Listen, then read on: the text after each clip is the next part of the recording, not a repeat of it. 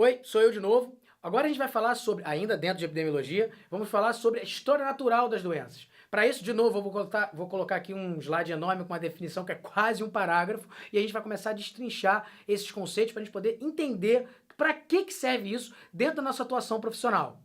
Levi Clark, em 76, define assim, ó, conjunto de processos interativos, compreendendo as interações do agente, do suscetível hospedeiro, né, e do meio ambiente que afetam o processo global e seu desenvolvimento, desde as primeiras forças que criam o estímulo patológico no meio ambiente ou qualquer outro lugar, passando pela resposta do homem ao estímulo até a alteração que leva a um defeito, invalidez, recuperação ou morte. O que Levi Clark está querendo dizer com isso? É um conjunto de vários fatores. Eu tenho que considerar o meu agente, o meu hospedeiro e o meu ambiente, correlacionar os três e a partir daí eu tentar criar algum tipo de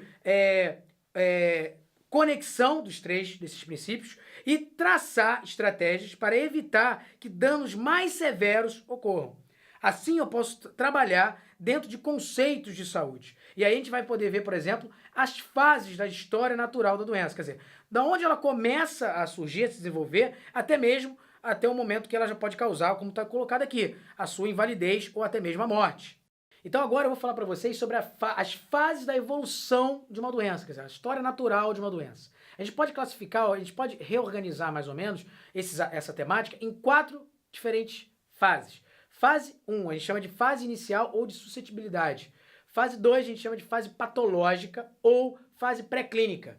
A fase 3, também chamada de fase clínica. E a fase 4 é de incapacidade residual. Agora vamos tentar explicar cada uma delas. O que seria, o que viria a ser a fase inicial de suscetibilidade? Aqui eu não tenho doença, a doença ela não se instalou, tá? Mas eu tenho todo um preparo do campo para que ela aconteça. Então imagina, você vai lá num dia frio, chuvoso e está com a sua imunidade baixa, tá? Você tem ali uma grande chance de acontecer. Então essa fase ela não tem sintoma, mas você está suscetível ao acometimento de uma doença. Tá? Vamos para a fase 2, que é também chamado de uma fase pré-clínica. Tá? Nesse caso, você até tem já a presença lá do agravo, só que ela não se manifesta clinicamente. Tá? Então você não tem sintoma. Ok? Então você tem lá um momento, às vezes, bem inicial, mas não tem o aparecimento, o surgimento de alguma evidência que possa classificar aquele problema como o agravo que está acometido. Tá? Isso que a gente chama de fase pré-clínica, né? Ou fase patológica. 3 é a fase que a gente chama de fase clínica. Aqui o que vai acontecer? Bem, aqui eu tenho o agravo e tenho a manifestação clínica. Essa fase também a gente gosta de correlacionar um tema chamado assim, ponta do iceberg. Por que a gente correlaciona isso com a ponta do iceberg? Como é que é o iceberg? Já viram como é que é? Você só vê aquela pontinha ali para fora da água, mas na verdade você tem ali um bloco de neve enorme para baixo. O que é a fase clínica? Então, quando faço uma analogia, a ponta do iceberg. Geralmente, quando eu tenho sintomas, os aparecimentos clínicos, ele é muito pouquinho do que de fato já está lá instalado no indivíduo. Eu não preciso pensar muitas vezes, muito, eu posso ter vários exemplos para isso. Pensa na hipertensão arterial sistêmica.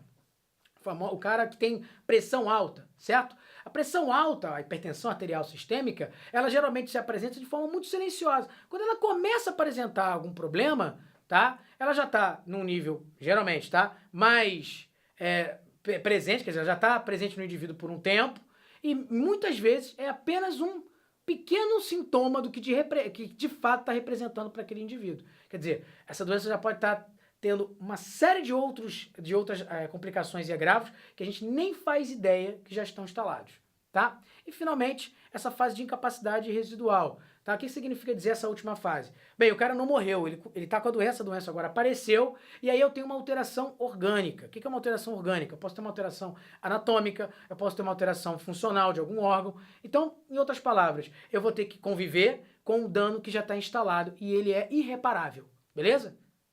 E aí, galerinha, eu botei esse slide aqui bem bacana, eu gosto muito desse slide para explicar para vocês em relação à história natural das doenças, que a gente acabou de falar aqui, e correlacionar com os níveis de prevenção que nós podemos fazer. Então, níveis de prevenção primária, secundária e terciária. Olha lá, repara que nessa primeira parte da imagem eu tenho assim, antes da doença, eu tenho a interação do agente com o hospedeiro e o ambiente. Olha lá, certo?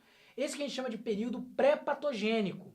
Então, o que eu posso fazer aqui em relação ao desenvolvimento dessa doença? A doença não aconteceu aqui ainda, certo? eu tenho aqui o problema, as etapas dentro da atenção primária de promoção à saúde, de proteção específica. Bem, se eu sei que tipo de doença pode ser ocasionada naquele ambiente, eu posso trabalhar, e eu tenho, por exemplo, a questão de um parasito na água. Eu posso ferver água, eu posso estimular a população a usar água encanada, a comprar água no supermercado, enfim, certo? Se eu sei que, por exemplo, eu tenho um agravo que é não fazer exercício físico, aqui eu posso fazer um trabalho de educação e saúde, promovendo a galera a malhar, a fazer algum tipo de atividade, evitando o sedentarismo, tá? Vamos dar sequência. Olha o período de latência aqui, tá? Segunda parte do desenho. Interação, estímulo hospedeiro, reação do hospedeiro. Isso que a gente chama de período patogênico, tá? Ele pode ficar nessa situação ou ele pode chegar até lá em cima, olha lá, curso da doença, ao óbito, ao estado crônico, tá? Então, nesse período patogênico, até o primeiro momento onde eu tenho ainda como limitar o dano, eu tenho o que a gente chama de prevenção secundária. Olha lá. Na prevenção secundária, eu entro com um diagnóstico precoce, o que significa dizer? Eu não vejo muito sintoma, mas alguns achados podem me levar a acreditar que aquele indivíduo possa ter aquele agravo já instalado. Isso é o diagnóstico precoce. Quanto mais rápido a gente identificar, melhor vai ser para esse indivíduo. Então, de novo, vamos dar o exemplo da pressão alta de novo aqui. Se rapidamente eu descobrir que em alguns momentos a pressão do cara está bem ali no limítrofe, eu posso ter esse diagnóstico precoce e já começar a entrar com uma série de incentivos e terapias, fazendo com que o cara não evolua, tá? Para a doença mais grave, tá? Então isso é o diagnóstico precoce e o tratamento imediato. E claramente eu tenho a limitação do dano dentro do que a gente chama de prevenção secundária. Então eu já vi que tem um agravo e eu posso evitar que ele fique pior, tá? Finalmente, dentro desse período patogênico, eu ainda tenho um período de reabilitação. Olha lá, que a gente trabalha com prevenção terciária. Aqui é quando o cara já tem aquela alteração orgânica. Não tem jeito. Aqui a gente tem que fazer o seguinte, diminuir o máximo possível de desconforto desse indivíduo, desse paciente, fazendo com que ele volte à sociedade, inclusive possa fazer atividades básicas, trabalhar, se possível, e etc. E reabilitar ele dentro da melhor forma possível. Ok? Então é bem bacana a gente poder ver, por exemplo, a história natural da doença nesse gráfico e comparar ali embaixo com os níveis de prevenção que eu posso atuar, primária, secundária e terciária. Para correlacionar a prevenção e a epidemiologia, tem duas situações que eu tenho que colocar aqui que são importantes. Os fatores modificáveis e os fatores não modificáveis. Tá? Vamos dar exemplo de fatores modificáveis. Exemplo, obesidade, tabagismo, alcoolismo.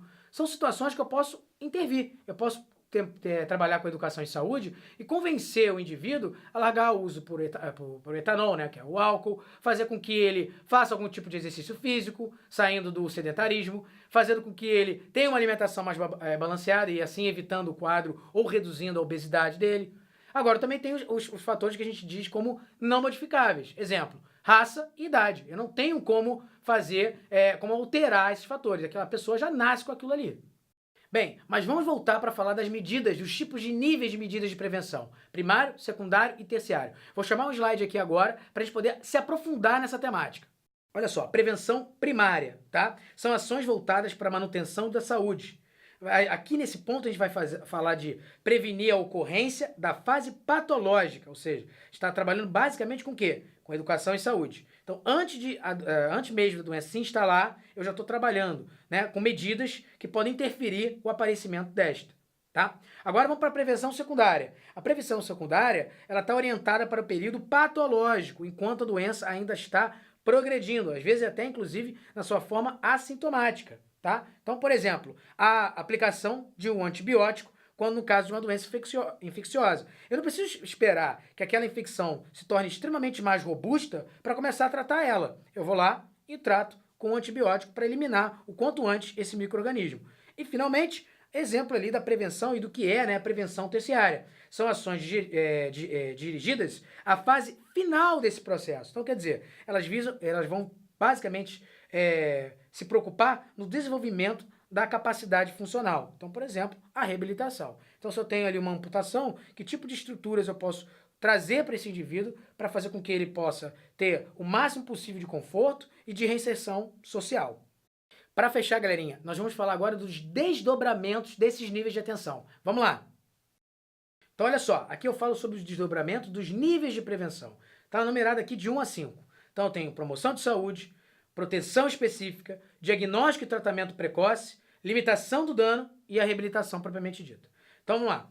1. Promoção de saúde. Vai englobar todas as ações para a manutenção do bem-estar da população, sem visar nenhuma doença específica. Então, nesse caso aqui, a gente sabe que eu tenho um perfil de população e que tipo de medidas eu posso estar sempre trabalhando para evitar sequer que a doença apareça, tá? Então, é um exemplo bem básico aqui. Promover um estado nutricional. Se a gente sabe que tem uma série de problemas correlacionados à dieta, eu já entro aqui com o estado nutricional adequado.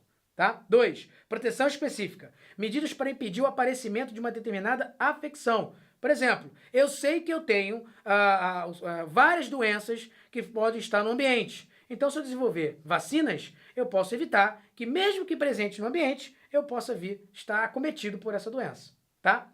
3. Diagnóstico e tratamento precoce. Então aqui identifica o processo patológico já bem no seu iniciozinho, tá? E se possível até mesmo antes do aparecimento de qualquer sintoma. Exemplo aqui, programa de rastreamento, exames, testes, são geralmente aplicados em pessoas sadias. Você não faz o seu exame de rotina pelo menos uma vez por ano? Seria mais ou menos isso que eu estou querendo dizer aqui. 4. Limitação do dano. Aqui o que a gente faz? Identifica a doença, limita a extensão dessa lesão e desse dano e retarda ou até mesmo evita o aparecimento das complicações provocadas por essa doença. Olha o exemplo aqui, tratamento médico ou cirúrgico adequado. Então, por exemplo, se eu tenho o surgimento de um tumor primário que eu possa retirar e evitar, por exemplo, que eu tenha uma metástase, isso aí é uma limitação de dano, tá?